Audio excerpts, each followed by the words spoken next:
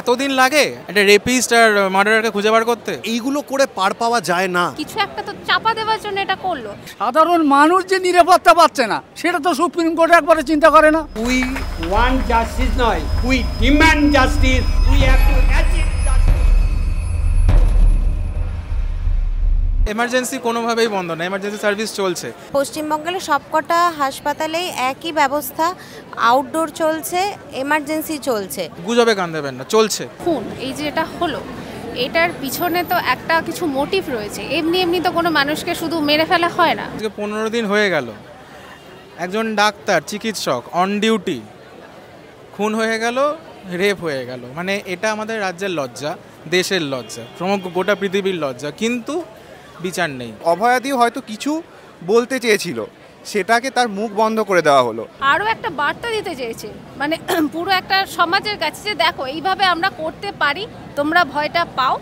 এই আমাদের একটা বিশাল ক্ষমতা রয়েছে যেটা তোমরা কেউ কখনো দমাতে পারবে না। আজকে এই আন্দোলনের পরেও যদি কেউ ধরা না পড়ে, যদি দোষী শনাক্ত না করা যায়, তাহলে মানুষের বিশ্বাস চলে যাবে। আমরা তো সাধারণত বিচার ব্যবস্থার উপরেই তো আমরা আস্থা রাখি।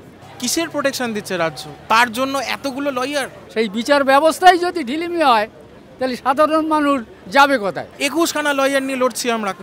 হওয়া উচিত কি এই সমস্ত কেসে? আমরা কি জানি যে স্টেট ভার্সেস যে ক্রাইম করেছে, এখানে স্টেট নিজেই ক্রাইম যে করেছে তাকে ডিফেন্ড করছে। হাইয়েস্ট ইনভেস্টিগেটিং অথরিটি সিবিআই, সে ইনভেস্টিগেশন চালাচ্ছে। Highest body of justice supreme court, সেখানে চলছে।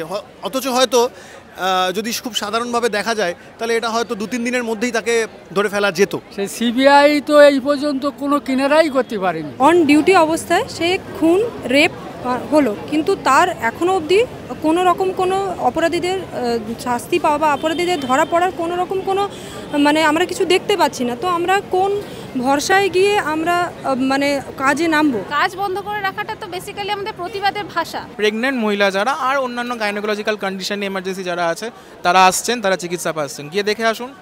ওখানে এখনও একজন স্যার ম্যাডাম বসে আছেন, ওরা কিন্তু ভিএস বা ভিপি লেভেলের। ওনারা কিন্তু মানে আমরা যেমন পিজিটি, ওনারা সিনিয়র ডাক্তার, ওনারা আছেন এবং ওনারা আমাকে বলেওছেন যে তোরা থাক, তোরা এখানে আন্দোলন করছিস, আমরা আছি, আমরা দেখব।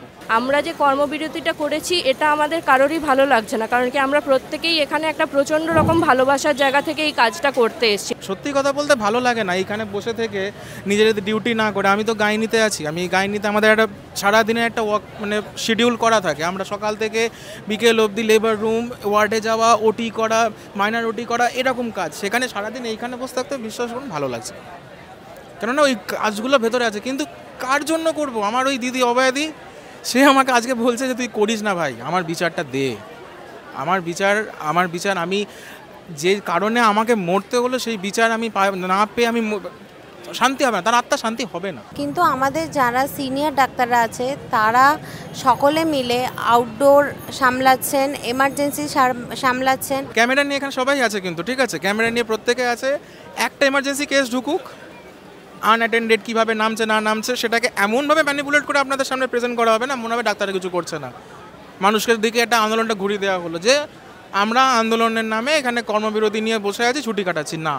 মানুষকে বিভ্রান্ত করা বা কোনো কিছু করা কেন করছে রাজ্য, কী পাবে এর থেকে করে? কিন্তু এই যে আমরা এতদিন 15 দিন হয়ে গেল আমরা এই যে বন্ধ করে রয়েছি জুনিয়র ডাক্তাররা, কিন্তু সিনিয়ররা আমাদের সেইটা সাপোর্ট করে তারা ডিউটি দিয়ে চলেছেন। তার একটাই উদ্দেশ্য যে অপরাধীরা ধরা পড়ুক, জাস্টিসটা আমরা এইভাবেই চাই। এই পর্যন্ত যে আসামি ধরলো, যা বুঝলাম, ওই সঞ্জয় রায়। সিবিআইয়ের মতন একটা ইনভেস্টিগেটিং বডির এতদিন লাগে একটা রেপিস্ট আর মার্ডারারকে খুঁজে বার করতে? এত সময় লাগবে ধরতে? এটা হাস্যকর না? যারা এই এত বড় হিনিয়াস ক্রাইম করে যারা এখনো রাস্তায় রাস্তায় ঘুরে বেড়াচ্ছে, আমরা মানে তারা আজকে কিছু করছে না কিন্তু কালকে আবার কিছু করতে পারে না, তার কি গ্যারান্টি দিয়েছে? আপনি যদি একটা সামান্য তদন্ত করতে পারছেন, কাকে আটকাচ্ছেন? কাকে ঠিক আছে, আপনার দলের কেউ তো একটা দৃষ্টান্তমূলক করে দেখান না যে আমার দলের ছিল তো আমি শাস্তি দিয়েছি কারণ সে অন্যায় করেছে। না হলে সে তো এখন গায়ে হাওয়া লাগিয়ে ঘুরছে যে আমাকে কিছু করতে পারলি না। যে সন্দীপ উনি খুব প্রভাবশালী, এই পর্যন্ত যে আমি যা বুঝলাম উনি অত্যন্ত প্রভাবশালী। আরজি করে গত 2-3 বছর ধরে একটা থ্রেট কালচার চলছিল। কখনো রাজনৈতিকভাবে থ্রেট আসে, সেটা একদম রাজনৈতিক নেতাদের তরফ থেকে আমাদের প্রফেসরদের ওপরে থ্রেট আসে অনেক সময়। ক্রিমিনাল মানসিকতা, মানুষকে থ্রেট দেওয়া। এই থ্রেট কালচার জিনিসটা কি, বিভিন্নভাবে মানুষকে ভয় দেখানো হচ্ছে, তুমি এটা করো তাহলে তোমাকে কিছু সুবিধা পাইয়ে দেওয়া হবে। একটা থিসিস সাইন করতে হয়, যেটা পিএইচডি স্টুডেন্টদেরকে করতে হয়, এরকম আমাদের এমডি এমএস যারা বা পোস্ট ডক্টরাল করছে তাদেরকেও করতে হয়। তো তোমাকে নির্দিষ্ট রাজনৈতিক দল জয়েন করতে হবে, রুলিং পার্টি জয়েন করতে হবে, তবে আমি সাইন করব। এই যে সিআইএসএফ মোতায়েন করা হয়ে গেছে, তাতে সিকিউরিটি নাকি রেস্টোর্ড এবং তাহলে আমরা আরামসে কাজে জয়েন করতে পারি। প্রথমত সিআইএসএফ কতদিন থাকবে? সিআইএসএফ এরকম কি প্রত্যেকটা জায়গায় সিআইএসএফ, প্রত্যেকটা হাসপাতালে সিআইএসএফ দিয়ে আজীবনকাল এরকম করে মোড়ানো যেতে পারে? একটা সিআইএসএফ মোতায়েন করে দিলাম, ভোট চলছে রাজ্যে, তার মানে দাঁড়াচ্ছে কি পশ্চিমবঙ্গে ভোট থেকে পশ্চিমবঙ্গে দৈনন্দিন জীবনযাপন সবটাই দরকার হচ্ছে সিআইএসএফকে দিয়ে। আমি হয়তো আগে থেকেই জানি, ধরো তুমি আছো বা কেউ একজন আছে, আমার ধরো একটা ক্রিমিনাল বেন্ট অফ মাইন্ড রয়েছে, গেলাম ভেতরে ঢুকলাম, ভেতরে ঢুকে আধ ঘন্টা বাদে বেরিয়ে এলাম, সিআইএসএফ দেখলো একটা কেউ ঢুকলো একটা কেউ বেরিয়ে এলো, তার হাতে কোনো আর্মস ফার্ম কিছু নেই এমনি, তো তার ওই আধ ঘন্টার মধ্যেও তো আমি ক্রাইমটা করে চলে আসতে পারি। তাহলে কি অ্যাকচুয়ালি সিআইএসএফ আটকাতে পারলো ক্রাইমটা? আর মেয়েরা হচ্ছে মায়ের জাত, ওদের যদি নিরাপত্তা না থাকে তাহলে সে সরকার প্রশাসন ব্যর্থতা। কিছু একটা তো চাপা দেওয়ার জন্য এটা করলো, এভিডেন্স ট্যাম্পারিং, এই যে এত বড় একটা মব অ্যাটাক হলো। রাজ্য পুলিশ, রাজ্য প্রশাসন ব্যর্থ। এই একজন যে কাণ্ডটা ঘটিয়েছে, যেই হোক সে, যাই হোক, সে তো মানুষ নয়, সে তো পশুর চেয়ে যদি অদম বা নিকৃষ্ট কিছু হয় সে হচ্ছে সেটা। তার তো নিশ্চয়ই এই মুহূর্তে দাঁড়িয়ে আমরা যদি একটা খুব সাধারণভাবে জিনিসটাকে ভাবার চেষ্টা করি, তার নিশ্চয়ই এটা ভয় রয়েছে যে আমি যে কোনো দিন ধরা পড়ে যেতে পারি, এটা একটা দিক রয়েছে। কিন্তু এটা ছাড়াও আর একটা দিক তো তার মধ্যে এটা রয়েছে যে আমি এত বড় একটা ক্রাইম ঘটালাম, যেটার জন্য সারা ভারত কেন সারা পৃথিবী তোলপাড় হয়ে গেছে, সব জায়গা থেকে প্রোটেস্ট শুরু হয়ে গেছে।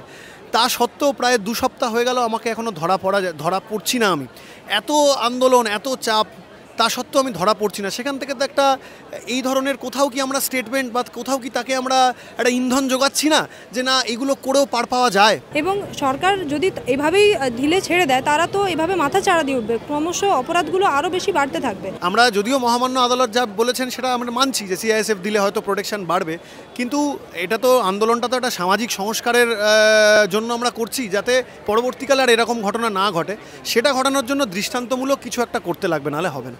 যেটা চেষ্টা করে এরা, মানে প্রশাসন, যে কি করে কত তাড়াতাড়ি কাজে ঢুকিয়ে দাও, যত কাজে ঢুকিয়ে দেবে আমরা ব্যস্ত হয়ে পড়ব, সুতরাং আমাদের আর আন্দোলন করার শক্তি থাকবে না। 8টার পরে ডিউটি দেওয়া যাবে না, তাদেরকে একটা নির্দিষ্ট জোনে ডিউটি দিতে হবে, সেফ জোনে ডিউটি দিতে হবে, তাদের জন্য আলাদা রেস্টরুম করতে হবে, ইত্যাদি ইত্যাদি। আমরা শুধু ডাক্তারি প্রফেশন কেন, যে কোনো প্রফেশন, নার্সরা এখানে কাজ করে এবং অন্যান্য আদার্স প্রফেশনে যেখানে মেয়েরা নাইট ডিউটি করে বা এগুলো নিয়ে তারা কি কোন সেফটিতে কোন মানে জায়গা থেকে এসে তারা তাদের কাজগুলো করবে। এবং এখনকার দিনে মেয়েরা যেভাবে সবার আগে এসে কাজ করছে, আমাদের রাজ্যের মুখ্যমন্ত্রী তিনি একজন মহিলা, তিনি মহিলা হয়ে এভাবে মহিলাদের কাজের ওপরে টাইম লিমিট বাঁধতে পারেন না, তার কোনো রাইট নেই। এবং মানে কি বলবো, আমরাও এতে অবাক যে উনি এরকমভাবে একটা কথা বলছেন নিজে একজন মহিলা হয়ে। সিস্টাররা আছেন, প্রচুর প্যারামেডিক্যাল স্টাফ রয়েছে, গ্রুপ ডি দাদা দিদিরা রয়েছে। আমরা মাঝরাতে এই বিল্ডিং থেকে ওই বিল্ডিং রেফার দেখতে, কোনো রিপোর্ট আনতে, এটা করতে সেটা করতে যাই, কিন্তু শুধু আমরা যাই না, শুধু আমরা 24 ঘন্টাই হাসপাতালে পড়ি থাকি না। যেই পেশেন্টরা ওয়ার্ডে ভর্তি রয়েছে তাদের বাড়ির লোকরা কোনো থাকার জায়গা না পায়, এই হাসপাতালটাকে একটা সেফ হেভেন মনে করে এখানে রাস্তার মধ্যে কোনো একটা ছাউনির তলায় ওনারা থাকেন। ওনাদেরকে আমরা মাঝরাতে রাত 3টের সময় বলি, যাও মা এই রক্তটা জমা দিয়ে আসো, এইখান থেকে ব্লাড ব্যাঙ্ক থেকে রক্ত নিয়ে আসো, যেখানে ওনাদের সামনে, যেখানে ওনারা আমাদেরকে ভরসা করে তার রুগীকে রেখেছেন, নিজেরা থাকছেন, সেইখানে যদি ওনারা এই ভিশনটা পান যে আমরাই ওখানে সেফ নয়, তারা কোন ভরসায় এই কাজগুলো করতে রাজি হবে, কারা কোন ভরসায় এই হসপিটালটাকে সেফ হেভেন মনে করবেন? আপনারা জানেন জুট মিলে যে মহিলারা কাজ করেন তাদেরকে চুক্তি স্বাক্ষর করে কাজে আসতে হয় যে কোনো শিফটে কাজ করতে হবে, তাহলে সেই মহিলার কি হবে? প্রতিটা ক্ষেত্রে আমাদের দাবি হচ্ছে, প্রতিটা ক্ষেত্রে সংগঠিত অসংগঠিত ক্ষেত্রে যে সমস্ত মহিলারা কাজ করেন তাদেরকে তাদের সমস্ত সুযোগ সুবিধা দিতে হবে। কোথাও এখানে শুধুমাত্র আমি ডাক্তার ভাগ করে দিলাম, কোথাও শ্রমিক ভাগ করে, প্রত্যেকটা মহিলার নিরাপত্তা চাই। জাস্টিস, ন্যায় বিচার, প্রথম দাবি, আন্দোলনের প্রথম দাবি, শেষ দাবি, সেটা হচ্ছে জাস্টিস। তাহলে জাস্টিসটা কী প্রকারে? যে যারা সন্দেহজনক, যারা এটা করতে পারে, যারা অ্যাকচুয়াল দোষী, তাদেরকে চিহ্নিত করা হোক, তাদেরকে তদন্তের আয়তায় আনা হোক, এবং তারপরে তাদেরকে দরকার পড়লে শাস্তি দেওয়া হোক, যাতে একটা দৃষ্টান্ত তৈরি হয় যে না এইগুলো করে পার পাওয়া যায় না। যদি সেটা করা যায় তবেই একমাত্র যাদের মধ্যে এই ক্রিমিনাল বেন্ট অফ মাইন্ড রয়েছে তারা এইসবগুলো করতে ভয় পাবে। অবশ্যই যে শাস্তি চাইতে হবে, জাস্টিস চলবে, সমস্ত কিছু চলবে, কিন্তু ভবিষ্যতে যেন আরও একটা আরজি করার মতো ঘটনা না ঘটে সেটাকে আমাদেরকে আটকাতে হবে, প্রিভেন্ট করতে হবে। এই প্রিভেনশনের উপায় কি? উপায় হচ্ছে এই থ্রেট কালচারটাকে সমাজের সর্বস্তর থেকে এবং মেডিকেল কলেজগুলো থেকে বন্ধ করা।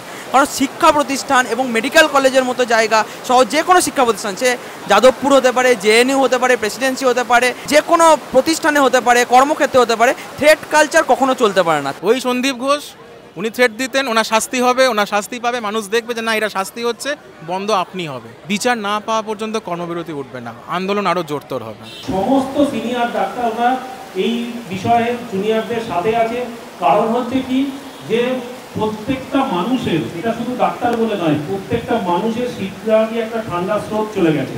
কারণ কি আজকে এই ঘটনা আমরা ছেলেবেলা থেকে এইটাই বিশ্বাস করে বড় হয়েছি যে আমাদের সব থেকে সুরক্ষিত জায়গা হচ্ছে আমাদের কর্মস্থল, আমাদের হাসপাতাল আর আমাদের হোস্টেল।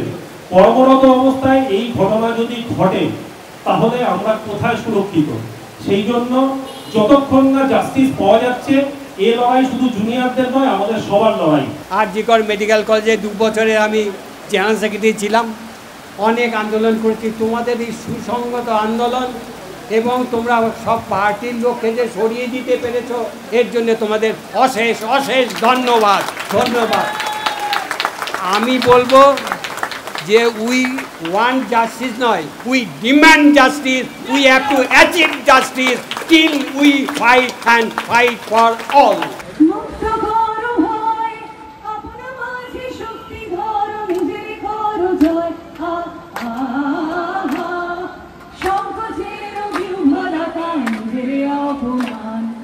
সংকটের কল্পনাতে দেও না মৃয়মান,